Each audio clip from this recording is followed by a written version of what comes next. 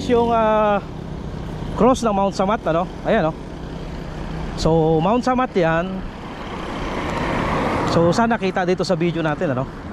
So ayun yung cross. And then sa kabilang side niya, doon sa bandang likod, nandoon yung Dunsolan Falls, ano?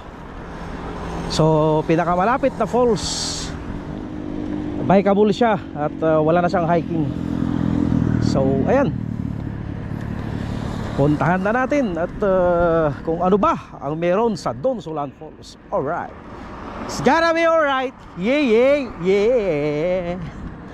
I want to ride my bicycle, I want to ride my bike. Tanghali na, no? So it's around alas 11 na ng tanghali. So kainitan dito. So tama-tama makapag-swimming doon sa falls mamaya. So ayan guys,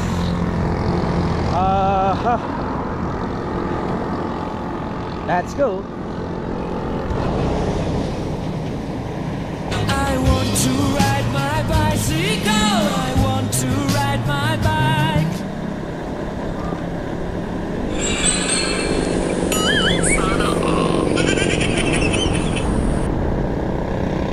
So ayun, kakaliwa na ako dito. So ayan, may nakalagay naman dyan is Dunsolan Falls. So ayan. Oh, alright. So ayan guys, nakarating din tayo dito sa may Dunsolan Falls, ano? So maswerte tayo at maraming tao ngayon.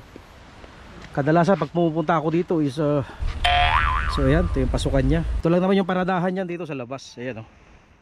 So maliit lang ang kasya, ano? So ayan, hanggang dyan lang. Tapos bulusok na yun. Pag nawalan ka ng preno, may posibilidad na dire-diretso ka na doon sa falls. Ayan, didiretso ka na doon. Ayan, oh, hanggang doon, oh. So ayan, pasukin na natin.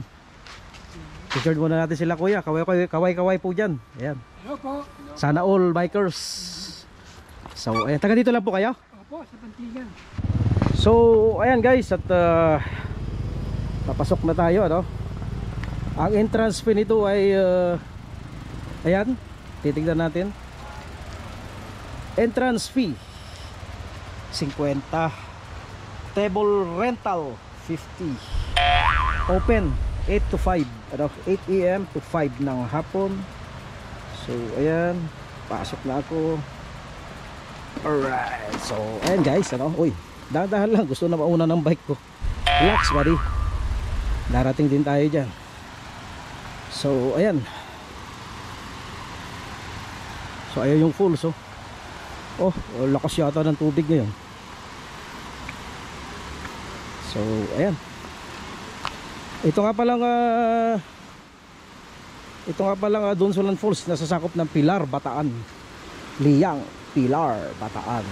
Okay, so ayan, dito pala sa bungad meron na siyang maliit na sapa or ilog. Ayan, paagos. Tapos ayan, oh. So nandito yung pinaka-entrance niya. Ayan. Okay, good morning po. Ayun, oh. Alright. So ayan guys, ano, at nandito na ako sa may Dunsolan Falls. So ayan, nasa may likuran lang natin. At ang sabi nung nandyan sa may entrance is umulan kagabi, kaya lumabo palalo yung tubig, ano. So ayan guys, iikot natin tong camera kung ano ba ang nakikita dito sa Dunsolan Falls. So ayan, umpisahan natin dito. So ayan, ayun, oh. So makita mo, medyo may timitim yung tubig dyan, no? Medyo malabo. So ayan guys, so ayan yung falls, ano. Actually is ipinagbabawal na mag-swimming dyan sa may ano na yan, sa may bukana ng falls na yan. At medyo delikado. So may nagsasabi na malalim daw dyan, ano? Malalim daw dyan. So nakaraan, nag-swimming ako is dito lang sa malapit. So dito lang banda. Tapos yan, umaagos siya papunta doon. Doon guys, yan mababaw. Yan banda doon. So pwede kang mag-swimming doon banda kasi mababaw lang yan dyan. So kung magaling ka naman lumangoy, nabubul. Kung okay ka naman lumangoy yan, siguro pwede yan dyan. Pero mas maganda kung may life vest ka para safety, ano. So ayan, ano, si Dunsulan Falls. Ito yung isa sa pinakamalapit na mapuntahan dito sa Bataan. Hindi mo na kailangan mag-hiking, ano, at motor, bike or ano pa, 4 wheels. Yan, pwede dito. So ayan, iikot natin ito camera kung ano pa ba ang masisilayan dito.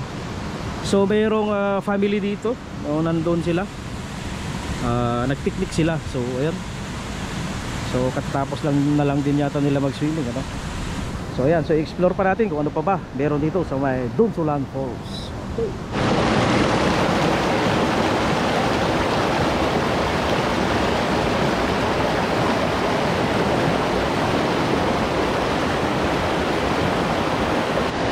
So nandoon yung falls banda.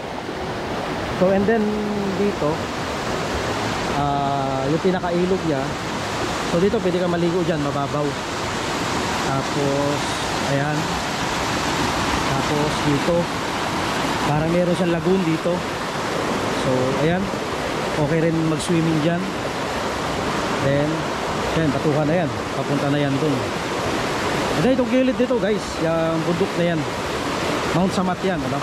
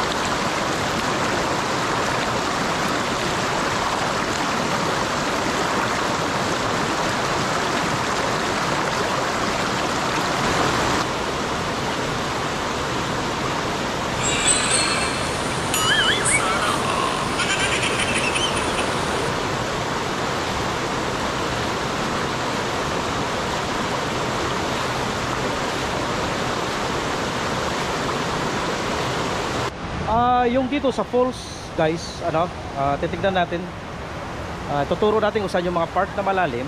So ikot ko yung camera. So ayan. So ayan, ano dun yung falls natatakpan. So yung lalim daw niyan is papunta doon, ano, pag ganun. So yung doon medyo maitim siya, malalim yun. Tapos yung mababaw dito banda, ayan, kasi agusan dito. So nandiyan yung mga naliligo, nagsi-swimming. So ayan, yung mga, kung may mga swimming lessons kayo, pwedeng pumunta doon, ano? Pero bawal tumalon doon sa may falls kasi malakas yung current doon. So ayan, and then dito pwede rin mag-swimming dito. Dito lang ako nag-swimming kanina eh. So dyan lang ako banda, oh.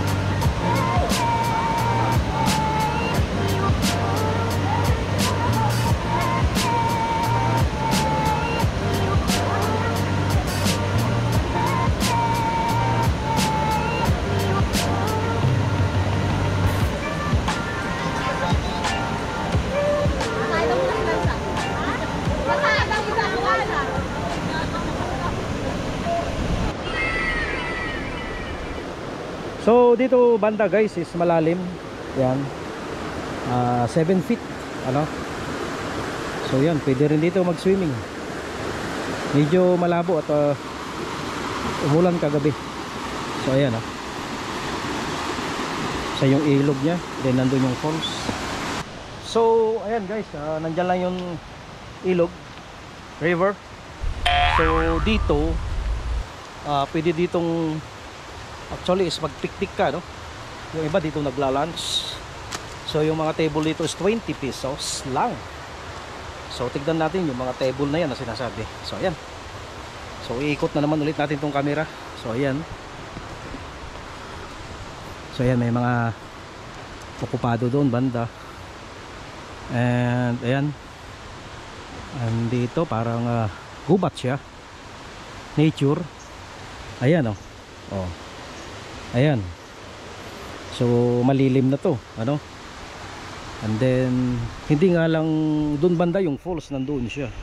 So dito makikita mo dito is yung lagoon. So ayan. So maganda mag-relax dito, ayan oh. So kaya-kaya puntahan to ng motor, bike, 4 wheels. So nakita nyo yung paradahan kanita, limited slots lang ang pwedeng pumarada. So ayan.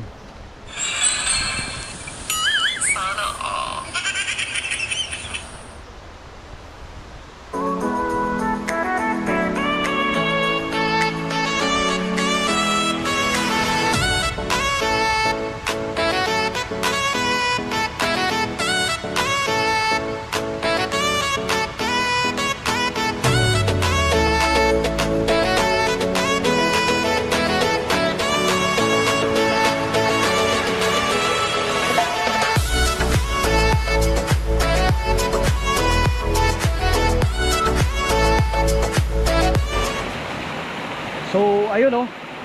So ayun guys, at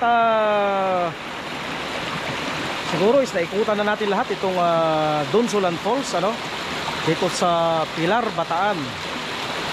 So sa tingin ko is okay na. So ayan, at magpapaalam na ako pansamantala. Ito si Sana All Bikers na nagsasabing hindi ako malakas at lalong hindi mahina, sakto lang. It's gonna be alright. Yeah, yeah, yeah.